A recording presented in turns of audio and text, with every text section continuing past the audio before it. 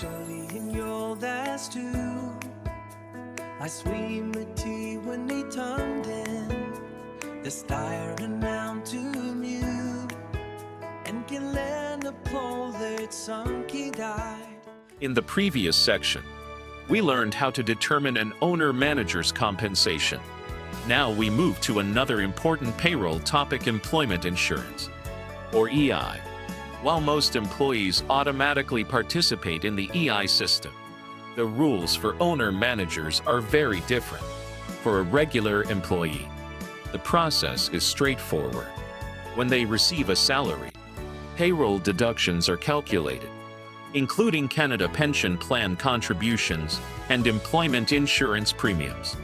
Those premiums are remitted to the government, and if the employee later meets the qualifying conditions, they may be eligible to receive EI benefits. However, owner-managers are not always treated the same way.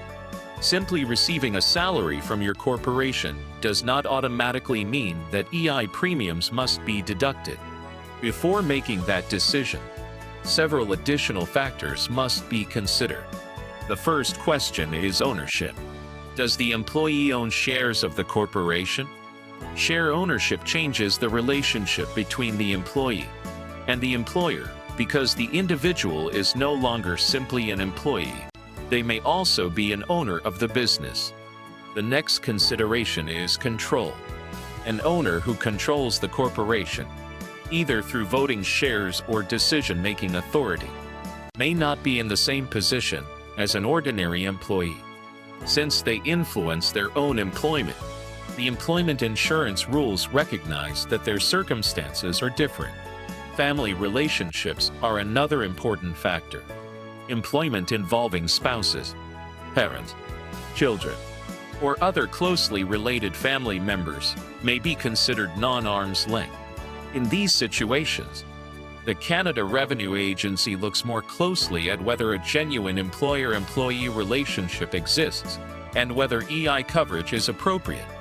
Voting share ownership is also significant.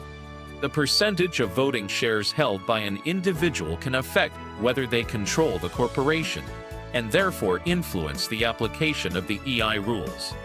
Another important consideration is whether there is a true employment relationship. Even if someone receives regular wages, the CRA may examine whether they actually perform the duties of an employee, or whether the arrangement primarily reflects their position as an owner of the corporation. Because these situations can become complex, the CRA has the authority to review payroll records, corporate ownership, employment agreements, and shareholder information before determining whether EI premiums should apply. The most important point to remember is that employment insurance for owner-managers is determined by more than just payroll. Ownership, corporate control, voting rights, family relationships, and the nature of the employment relationship all play a role in deciding whether EI coverage is required. As tax professionals, we should never assume that EI applies simply because an owner receives a salary. Every owner-managed corporation should be analyzed individually before payroll deductions are established. Understanding these rules helps ensure payroll is set up correctly. Unnecessary EI premiums are avoided where appropriate, and the corporation remains compliant with CRA requirements. To correctly determine whether employment insurance applies to an owner-manager, understanding share ownership alone is not enough. You must also understand who controls the corporation and whether the employment relationship is considered arm's length or non-arm's length. Let's begin with the first example. Imagine an owner who holds 100% of the corporation's voting shares. Because this individual owns and controls the corporation, they effectively have the authority to make decisions about their own employment. In many cases, this level of control means the person is not treated the same as a regular employee for employment insurance purposes. As a result, EI premiums often do not apply, although every situation should still be reviewed based on the applicable rules. Now consider a different scenario. Suppose the individual owns only 20% of the voting shares, while the remaining 80% is owned by other shareholders. In this case, the person may not control the corporation. Since they lack overall control, the employment insurance analysis becomes more complex and cannot be determined by ownership percentage alone. Additional facts must be reviewed before deciding whether EI premiums are required. Another major factor is the relationship between the employee and the employer. This is where the concept of arm's length and non-arm's length relationships becomes important. A non-arm's length relationship generally exists when individuals are closely related, such as spouses, parents, children, or siblings. Because these family members may influence employment decisions, the Canada Revenue Agency examines these arrangements more carefully to determine whether a genuine employer-employee relationship exists. By contrast, an arm's-length relationship usually exists between unrelated individuals who negotiate employment terms independently. These situations are generally treated like normal employment relationships, and employment insurance typically applies if all other requirements are met. It's also important to understand the difference between three common ownership situations. First, a controlling shareholder who owns and controls the corporation is often exempt from EI because of their level of influence over the business. Second, a minority shareholder may or may not be subject to EI depending on factors such as voting control, employment conditions, and family relationships. Finally, a non-shareholder employee who has no ownership interest in the corporation is generally treated as an ordinary employee, and EI premiums normally apply.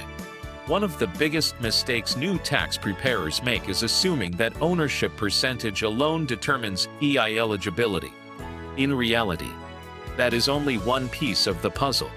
Control of the corporation, voting rights, family relationships, and the nature of the employment arrangement all contribute to the final decision. This is why the Canada Revenue Agency may review shareholder registers, organization charts, employment agreements, and corporate records when determining EI status. The objective is to understand the true relationship between the individual and the corporation rather than relying on titles or ownership percentages alone. The key lesson from this slide is straightforward. Ownership percentage by itself is never enough to determine employment insurance eligibility. As tax professionals, we must evaluate ownership, corporate control, voting rights, and family relationships together before reaching a conclusion about whether EI premiums should be deducted. This slide brings together everything we've learned about employment insurance and provides a practical decision-making framework that accountants and payroll professionals can use when determining whether EI premiums apply to an owner-manager. The process always begins with one simple question: is the individual an employee? If the answer is no, employment insurance does not apply because EI is designed to cover employment income. If the answer is yes, we move to the next step in the analysis. The next question is whether the individual owns shares in the corporation. If the person is simply an employee with no ownership interest, employment insurance will normally apply, just as it does for other employees. However, if the individual is also a shareholder, additional questions must be answered before making a payroll decision. The next step is determining whether the individual controls the corporation. Control is often established through voting shares or the ability to make significant business decisions. A person who controls the corporation may not have the same employment relationship as someone who works for an unrelated employer. This is one of the key reasons why owner-managers are treated differently under the EI rules.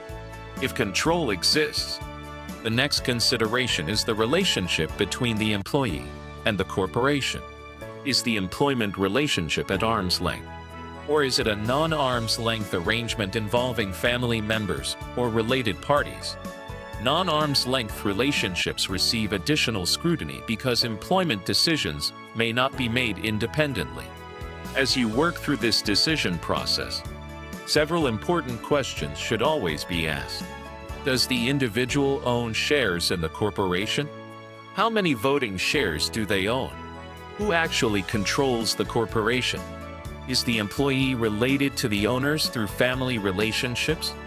Is there a genuine arm's-length employment relationship? And finally, are payroll records and supporting documentation complete and accurate? Each of these questions contributes to the final employment insurance decision.